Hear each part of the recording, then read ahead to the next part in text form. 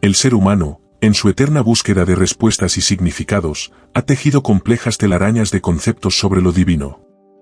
El ser humano a menudo construye conceptos de Dios a su imagen y semejanza, buscando que se ajusten a sus propios pensamientos y deseos. Mientras tanto, otros eligen simplemente no creer en Dios. ¿Es posible realmente conocer a Dios o la ignorancia respecto a su naturaleza nos distancia de Él, alimentando concepciones distorsionadas e incompletas? En este viaje introspectivo, exploraremos las diferentes facetas de la búsqueda espiritual, cuestionando nuestras percepciones y desafiando nuestras creencias preestablecidas. ¿Estamos destinados a comprender plenamente lo divino o es esta una meta inalcanzable envuelta en el misterio y la incertidumbre? En este fascinante vídeo, te invito a explorar 3 revelaciones sorprendentes sobre la naturaleza de Dios que quizás nunca antes hayas considerado. Es un viaje hacia el conocimiento espiritual que desafiará tus percepciones y ampliará tu comprensión de lo divino. No te lo pierdas. Estoy seguro de que estas revelaciones cambiarán tu perspectiva de Dios de una manera verdaderamente transformadora. Antes de continuar, apóyanos dándole me gusta a este vídeo y suscríbete al canal si no lo has hecho. No olvides activar la campanita de notificaciones para que YouTube te avise cada vez que subamos un vídeo nuevo. Empezamos. Recientemente, mientras leía un comentario en uno de nuestros vídeos, me encontré con una pregunta que muchos se hacen: ¿dónde está Dios en medio del sufrimiento, especialmente cuando afecta a los más vulnerables? La persona expresaba su desconcierto y frustración, cuestionando por qué Dios no interviene para detener el mal y proteger a aquellos que son ultrajados. Sus palabras reflejaban una mezcla de ironía y confusión sobre la naturaleza de Dios y su papel en el mundo. Tal como ocurre en este caso, miles de individuos plantean interrogantes similares. En una ocasión, durante una disertación sobre Cristo, un interlocutor me cuestionó sobre la razón por la cual Dios creó al ser humano a pesar de su presciencia sobre el pecado, o por qué creó a Satanás sabiendo que éste induciría al pecado. La carencia de un conocimiento profundo y teológico sobre la naturaleza divina conduce a la especulación y a la construcción de una imagen de Dios desde una perspectiva centrada y racionalista, la cual no permite entenderlo adecuadamente. Ahora bien, quisiera presentarles 2 maneras fundamentales en las que Dios se da a conocer a las personas. En primer lugar, a través de la revelación general, que incluye la creación y el orden natural, permitiendo que cualquier individuo perciba su existencia y atributos divinos mediante la observación del universo y la naturaleza. Leamos el Salmo 19, versículo 1, los cielos cuentan la gloria de Dios y el firmamento anuncia la obra de sus manos. ¡Qué salmo tan impresionante! La inmensidad del universo es asombrosa. Viajando a la velocidad de la luz, nos llevaría 10,000 millones de años alcanzar el punto más lejano observable, y el espacio podría ser infinito. Nuestro planeta es solo un diminuto grano en este vasto cosmos. A simple vista, vemos aproximadamente cerca de 5,000 estrellas, con un pequeño telescopio, 2 millones, y con el telescopio de Palomar, miles de millones de galaxias. Las distancias son inmensas, la luz de las estrellas más remotas tarda 10,000 millones de años en llegar a la Tierra. Aunque las estrellas parecen agrupadas, están separadas por vastas distancias. Si la creación es tan grande, ¿cuánto más lo será el Creador? Los cielos narran su grandeza y el firmamento proclama las maravillosas obras de sus manos.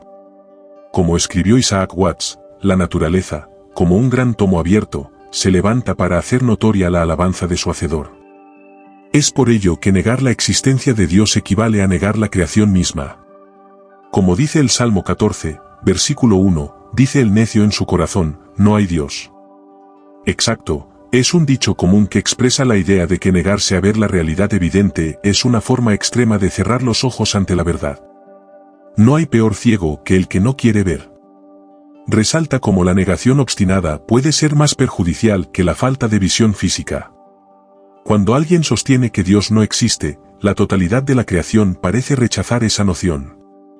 Desde la complejidad del universo hasta la diversidad de formas de vida en la Tierra, cada aspecto de la naturaleza parece ser un testamento vivo de la existencia de un creador. Por lo tanto, la idea de que Dios no existe se enfrenta a un desafío formidable ante la inmensidad y la complejidad de la creación. En segundo lugar, a través de la revelación especial, que se manifiesta de manera directa y específica mediante las Escrituras, los profetas y, principalmente, a través de Jesucristo, se proporciona un conocimiento más profundo y detallado de su carácter, voluntad y propósito para la humanidad. Leamos Hebreos, capítulo 1, versículos 1 y 2. Dios, habiendo hablado muchas veces y de muchas maneras en otro tiempo a los padres por los profetas, en estos postreros días nos ha hablado por el Hijo, a quien constituyó heredero de todo y por quien así mismo hizo el universo. Estimados oyentes, la revelación general se manifiesta de manera universal y accesible para todos nosotros.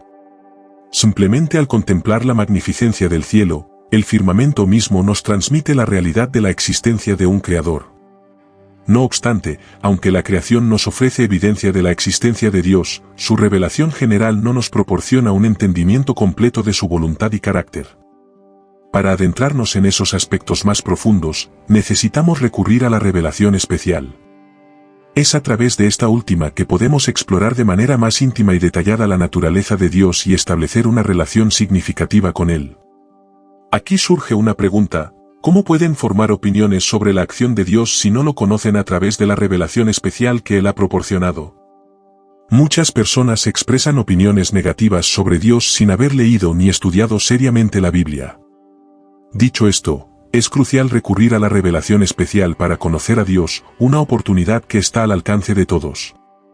Para comprender a Dios es fundamental conocer su carácter, ya que este conocimiento nos brinda una comprensión más profunda de sus acciones y propósitos. Hablemos sobre algunos de los muchos atributos de Dios, ya que son numerosos. En primer lugar, la santidad de Dios es un atributo central que define su naturaleza divina. Se extiende más allá de una simple ausencia de pecado, implica una pureza absoluta, una moralidad perfecta y una separación completa del mal. Dios es completamente incorruptible y separado de cualquier forma de impureza. Este atributo también revela la trascendencia de Dios, es decir, su total separación y superioridad respecto a su creación. Dios está más allá de nuestra comprensión humana y su santidad resalta su majestuosidad incomparable. Por eso, dice en Apocalipsis, capítulo 15, versículo 4, ¿quién no te temerá, oh Señor, y glorificará tu nombre? Pues solo tú eres santo. La santidad representa la perfección inherente de la naturaleza divina. Dios es descrito como magnífico en santidad. Esta misma pureza se refleja en Habacuc, capítulo 1, versículo 13, donde se afirma que Dios es muy limpio de ojos para ver el mal ni puede tolerar la iniquidad. Al igual que el poder de Dios contrasta con la debilidad natural de la criatura, y su sabiduría eclipsa cualquier defecto de entendimiento, su santidad se erige como la antítesis de cualquier imperfección moral. Esta excelencia que destaca por encima de las demás es la gloria de Dios. Es la esencia de todas sus perfecciones. Al igual que su poder es la fuerza que impulsa todas sus demás cualidades, su santidad es lo que hace que todo lo demás sea hermoso. Si su santidad fuera manchada, el resto de sus cualidades perdería su honor y valor. Leamos el Salmo 110, versículo 3. Tu pueblo se te ofrecerá voluntariamente en el día de tu poder, en la hermosura de la santidad, desde el seno de la aurora, tienes tú el rocío de tu juventud. Los atributos de Dios reflejan su santificación integral.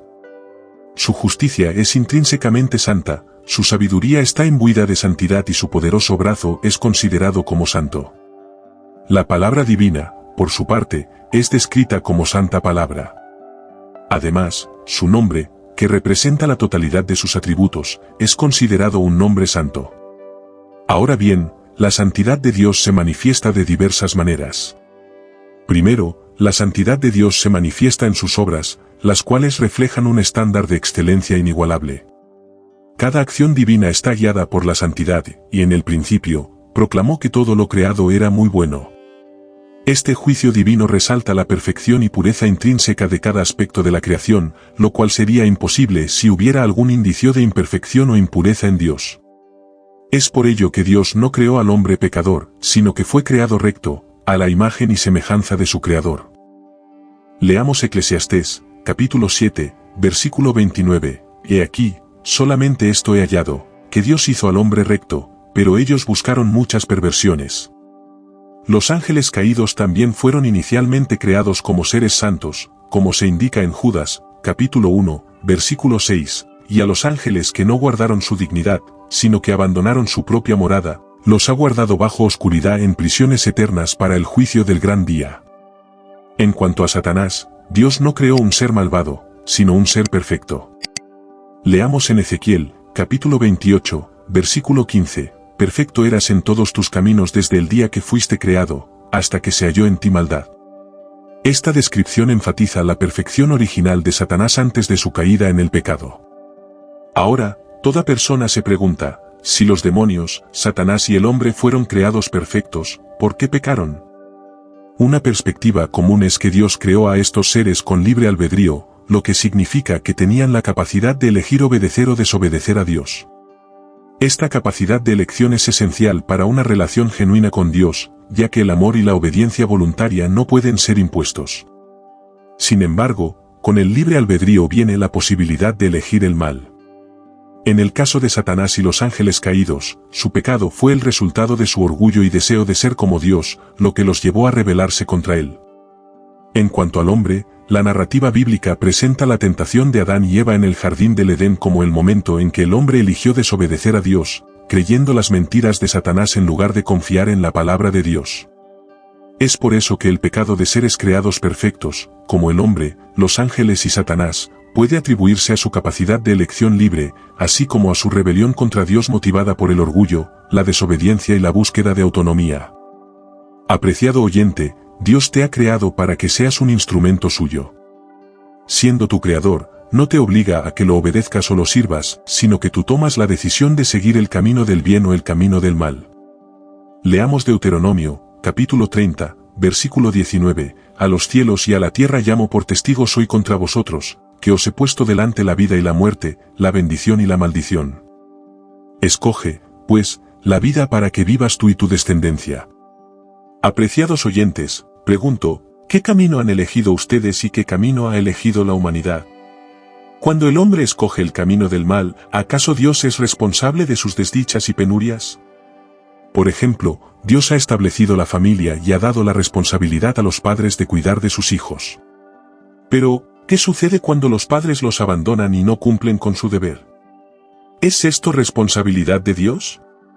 Segundo, la santidad de Dios se refleja en su ley, la cual prohíbe el pecado en todas sus formas, ya sea en las manifestaciones más sutiles o en las más evidentes. Desde las intenciones de la mente hasta las acciones del cuerpo, incluyendo tanto los deseos secretos como los actos abiertos. La ley de Dios es una expresión de su santidad y su carácter moral perfecto. Refleja los estándares divinos de justicia, rectitud y pureza. Leamos Romanos, capítulo 7, versículo 12, de manera que la ley a la verdad es santa, y el mandamiento santo, justo y bueno. La ley, como un conjunto y en sus mandamientos individuales, es santa. Nuestro problema con el pecado no es culpa de la santa ley de Dios, sino de nuestra naturaleza pecaminosa que nos impide obedecerla. Tercero, su santidad lo lleva a aborrecer el pecado. Dios aborrece todo pecado porque Él es santo. Él ama todo lo que es conforme a sus leyes y aborrece todo lo que es contrario a las mismas. Esto debe producir en nosotros, miserables pecadores, el mismo sentimiento de pavor que hizo al profeta Isaías exclamar, entonces dije, ¡ay de mí, que soy muerto! Porque siendo hombre inmundo de labios, y habitando en medio de pueblo que tiene labios inmundos, han visto mis ojos al Rey, Jehová de los ejércitos. En Romanos, capítulo 3, versículo 23, también dice sobre la condición de la humanidad, por cuanto todos pecaron, y están destituidos de la gloria de Dios. El pecado es cualquier pensamiento, palabra o acción que queda corta de la norma de santidad y perfección de Dios. Pablo ha demostrado que todos los hombres han pecado y que continuamente quedan destituidos de la gloria de Dios. Estimado oyente, consideremos nuestra posición frente a la santidad de Dios. Vivimos en un mundo inmerso en maldad y pecado, y algunos desean que Dios actúe según sus deseos. Pero esto es un grave error. El pecado de la humanidad nos separa de un Dios santo y perfecto. No es que Dios carezca de poder para intervenir o cambiar el mundo, sino que el pecado nos impide experimentar su obrar. El pecado provoca que Dios oculte su rostro. A causa de un pecado, Dios desterró a nuestros primeros padres del Edén. Por un pecado, toda la descendencia de Cam cayó bajo una maldición que todavía perdura. Moisés fue excluido de Canaán a causa de un pecado, y por un pecado el criado de Eliseo fue castigado con lepra. Por un pecado, Ananías y Zafira fueron separados de la tierra de los vivientes. Los descendientes caídos de Adán jamás podrían idear un Dios de santidad inenarrable que aborrece totalmente todo pecado. En realidad, nada pone más de manifiesto la terrible depravación del corazón humano y su enemistad con el Dios viviente que la presencia del que es infinitamente santo. Y, aunque se reconoce la existencia del pecado, se buscan excusas y atenuantes. Si pudiéramos captar plenamente la magnitud de la santidad de Dios, nos encontraríamos humildemente postrados en el suelo, reconociendo la profundidad de nuestro pecado y clamando con fervor por su perdón. Porque Dios es santo, debemos acercarnos a Él con la máxima reverencia. Leamos el Salmo 89, versículo 7, Dios temible en la gran congregación de los santos, y formidable sobre todos cuantos están alrededor de Él. Como sabemos que Dios es santo, los cristianos reconocemos que la santidad del creyente es una respuesta natural al perdón y amor de Dios. Es un llamado a vivir vidas que reflejen la pureza y el carácter de Dios en un mundo necesitado de su luz y esperanza. Como está escrito, sino como aquel que os llamó es santo, sed también vosotros santos en toda vuestra manera de vivir, porque escrito está, sed santos, porque yo soy santo. El segundo atributo es la justicia de Dios.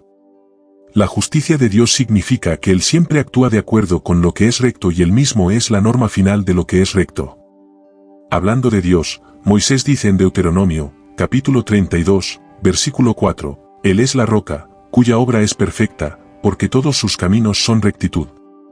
Dios de verdad y sin ninguna iniquidad en Él, es justo y recto. Debido a la justicia de Dios, es necesario que trate a las personas conforme a lo que se merecen.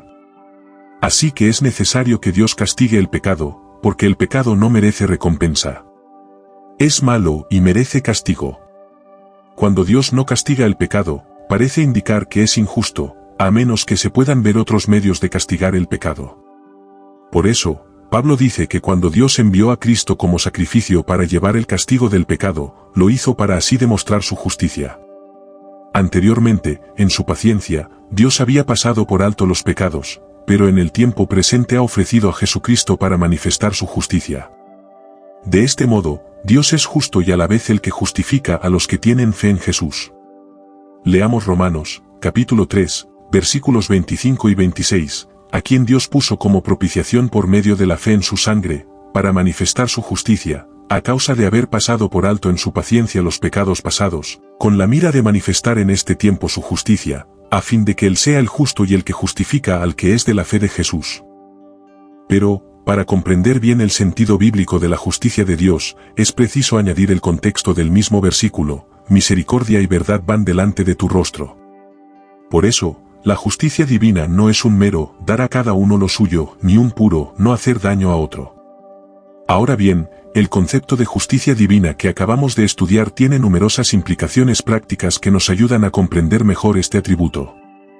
Es importante recordar que, como sucede con cualquier característica del ser divino, no puede existir ni actuar de manera aislada de los demás atributos divinos. Por lo tanto, no debemos olvidar que, primero, la justicia de Dios es, en esencia, el ejercicio de su santidad en relación con sus criaturas. Así, la justicia se entrelaza con la majestuosa bondad de Dios y con su amor. Segundo, la justicia de Dios no puede resultar en mera indulgencia o connivencia. Es un error, promovido astutamente por el demonio entre muchos no creyentes, esperar que la misericordia de Dios finalmente anule las demandas de su justicia, ignorando así la grave advertencia de Hebreos, capítulo 2, versículos 2 y 3, porque si la palabra dicha por medio de los ángeles fue firme, y toda transgresión y desobediencia recibió justa retribución, ¿cómo escaparemos nosotros si descuidamos una salvación tan grande, la cual habiendo sido anunciada primeramente por el Señor, nos fue confirmada por los que oyeron? Tercero, la justicia de Dios se revela en Él como un gobernante justo del mundo, que recompensa a cada persona según sus obras. Leamos Apocalipsis, capítulo 22, versículo 12, He aquí, yo vengo pronto, y mi galardón conmigo, para recompensar a cada uno según sea su obra. Por ello, se suele distinguir en Dios, en primer lugar, una justicia rectoral que manifiesta la rectitud y equidad con que Dios gobierna el mundo, impone sus leyes y las sanciona. Leamos Romanos, capítulo 1, versículo 32, quienes habiendo entendido el juicio de Dios, que los que practican tales cosas son dignos de muerte, no solo las hacen, sino que también se complacen con los que las practican. En segundo lugar, encontramos una justicia que recompensa, no porque las personas puedan exigirle nada a Dios, sino porque Dios ha prometido con fidelidad dar la corona de justicia a quien salga vencedor. Leamos 2 Timoteo, capítulo 4, versículo 8, por lo demás, me está guardada la corona de justicia, la cual me dará el Señor, juez justo, en aquel día, y no solo a mí, sino también a todos los que aman su venida. Por último, existe una justicia que castiga a los violadores de la ley, pues la ira de Dios pende sobre todos cuantos se oponen inicuamente a la penetración de la verdad. Pero aun esta misma justicia queda atemperada por la misericordia, puesto que el Dios Santo, que es amor y justicia, mientras remunera sobreabundantemente lo que no podemos merecer, siempre castiga por debajo de lo que desmerecen nuestros pecados e infidelidades. Leamos Romanos, capítulo 1, versículo 18. Porque la ira de Dios se revela desde el cielo contra toda impiedad e injusticia de los hombres que detienen con injusticia la verdad. Ahora bien, la justicia de Dios debe ser motivo de agradecimiento y gratitud. Darnos cuenta de que Dios posee tanto justicia como omnipotencia es fundamental. Si fuera un Dios de perfecta justicia sin poder para poner en práctica esa justicia, no sería digno de adoración y no tendríamos ninguna garantía de que la justicia a la larga prevalecerá en el universo. Pero si fuera un Dios de poder ilimitado y no hubiera justicia en su carácter, nos veríamos lanzados a la más absoluta desesperanza. Por consiguiente, debemos continuamente agradecer y alabar a Dios por lo que Él es, porque todos sus caminos son justos. Dios es fiel, no practica la injusticia, Él es recto y justo. Apreciados oyentes, cuando Dios envió el diluvio y destruyó Sodoma y Gomorra con fuego, fue simplemente una manifestación de su justicia. Sabiendo esto, todos los hombres serán juzgados ante el juicio justo de Dios. Veamos el tercer atributo de Dios, el amor. En las Sagradas Escrituras se nos indican 3 características fundamentales de la naturaleza de Dios. Primero, que Dios es espíritu. Segundo, que Dios es luz, lo cual es diametralmente opuesto a las tinieblas. En las Escrituras, las tinieblas simbolizan el pecado, el mal y la muerte, mientras que la luz simboliza la santidad, la bondad y la vida. Decir que Dios es luz implica que Él es la suma de todas las perfecciones morales y éticas. Tercero, que Dios es amor. No es simplemente que Dios ama, sino que Él es la personificación del amor. El amor no es meramente uno de sus atributos, sino que constituye su esencia misma. Leamos 1 Juan, capítulo 4, versículo 8, el que no ama, no ha conocido a Dios, porque Dios es amor. Hoy en día se habla mucho del amor de Dios, pero se entiende poco quién es realmente ese Dios de amor. A menudo se reduce el amor divino a un simple sentimiento humano, pero debemos basarnos en las Sagradas Escrituras para entenderlo. Es esencial reflexionar sobre el amor de Dios, ya que esto fortalece nuestro propio amor hacia Él. Veamos algunas cosas sobre el amor de Dios. Primero, el amor de Dios es intrínseco, lo que significa que no está condicionado por nada en los objetos de su amor, ni hay algo en la criatura que pueda atraerlo o motivarlo. Mientras que el amor que una criatura siente por otra es causado por algo inherente a esa otra criatura, el amor de Dios es libre, espontáneo y desprovisto de motivación externa. La única razón por la que Dios ama a alguien radica en su voluntad soberana.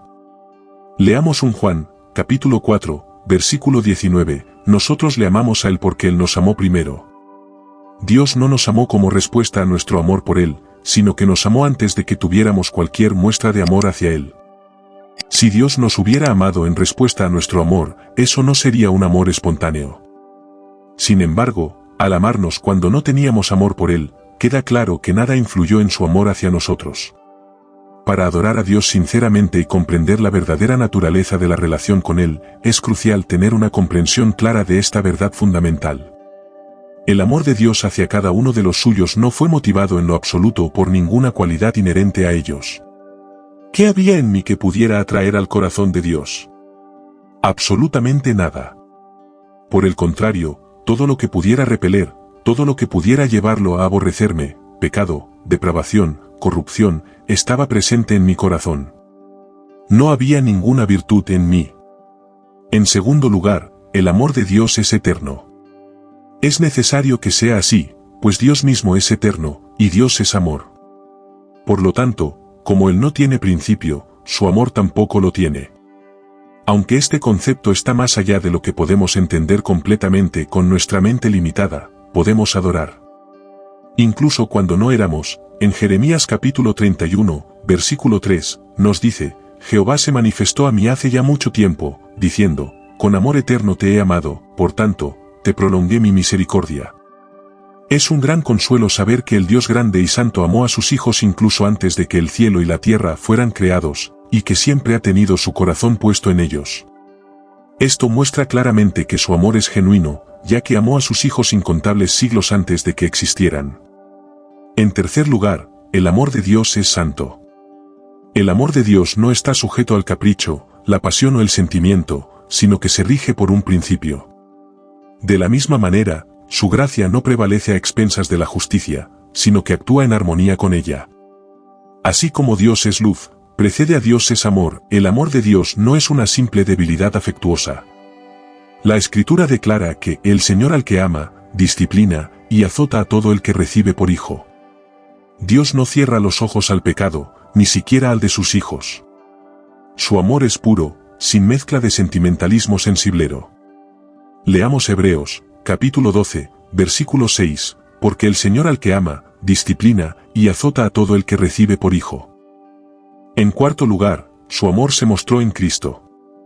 Leamos Juan, capítulo 3, versículo 16, porque de tal manera amó Dios al mundo, que ha dado a su Hijo unigénito, para que todo aquel que en él cree, no se pierda, mas tenga vida eterna. Cristo no vino para hacer que Dios nos amara, sino porque amaba a la humanidad.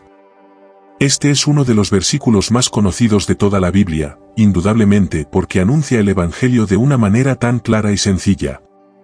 Resumen lo que el Señor Jesús le había estado enseñando a Nicodemo acerca de la manera en que se recibe el nuevo nacimiento. Porque de tal manera amó Dios al mundo, incluye aquí a toda la humanidad. Dios no ama los pecados de los hombres ni el malvado sistema mundano, pero sí ama a la gente y no quiere que nadie se pierda. La enormidad de su amor se muestra en el hecho de que ha dado a su Hijo unigénito. Dios no tiene otro Hijo como el Señor Jesús. Fue una expresión de su amor infinito que estuviese dispuesto a dar a su único y peculiar Hijo por una raza de pecadores rebeldes. Esto no significa que todos sean salvos. Uno ha de recibir lo que Cristo ha hecho por él para que Dios le dé la vida eterna. Por ello, se añaden estas palabras, para que todo aquel que cree en él, no perezca. No hay necesidad de que nadie perezca. Se ha proveído un camino por el que todos pueden ser salvados, pero cada uno ha de reconocer al Señor Jesucristo como Salvador personal. Cuando así lo hace, tiene vida eterna como posesión presente.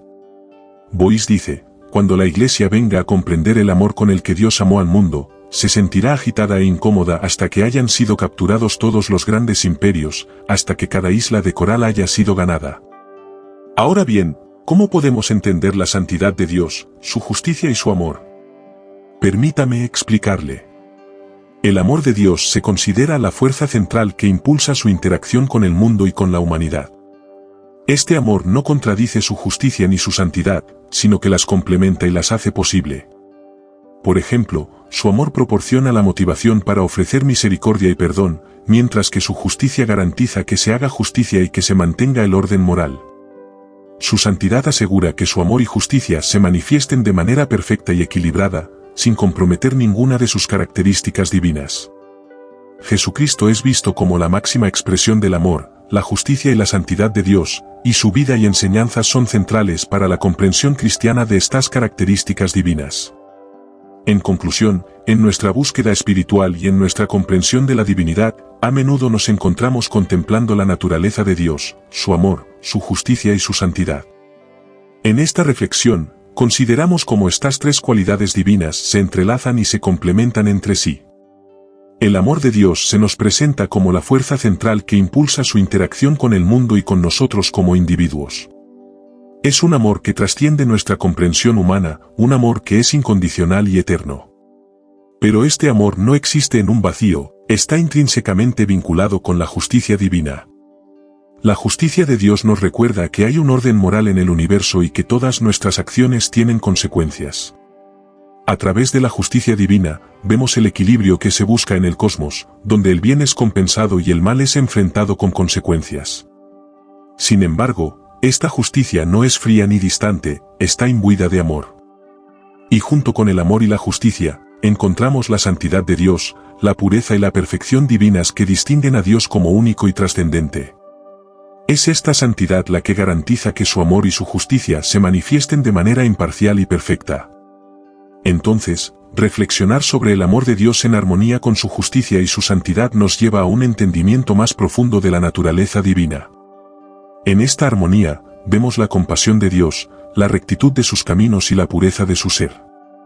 Nos desafía a vivir de acuerdo con estos principios divinos y nos inspira a buscar una relación más profunda con lo sagrado en nuestras propias vidas. Así llegamos al final de este vídeo. Esperamos que estas reflexiones te hayan brindado una nueva perspectiva sobre Dios y su naturaleza, un amor que abraza, una justicia que equilibra y una santidad que trasciende. En nuestro viaje a través de las facetas divinas del amor, la justicia y la santidad de Dios, hemos contemplado la profundidad y la complejidad de su naturaleza. Estas cualidades se entrelazan en perfecto equilibrio, revelando un Dios que ama incondicionalmente, actúa con justicia imparcial y es eminentemente santo. Este entendimiento nos desafía a vivir de acuerdo con estos principios divinos y nos motiva a buscar una conexión más íntima con lo sagrado en nuestras vidas diarias. Queridos hermano o hermana, me gustaría invitarte a formar parte de nuestra comunidad espiritual. De esta forma tendrás acceso a más contenido que alimentará tu alma y fortalecerá tu fe. Además, no olvides expresar tu aprecio dándole me gusta y compartiendo tus pensamientos en los comentarios. Como nos recuerda Juan 4:8, Dios es amor, y en este espacio buscamos comprender y celebrar esa verdad juntos. Amén.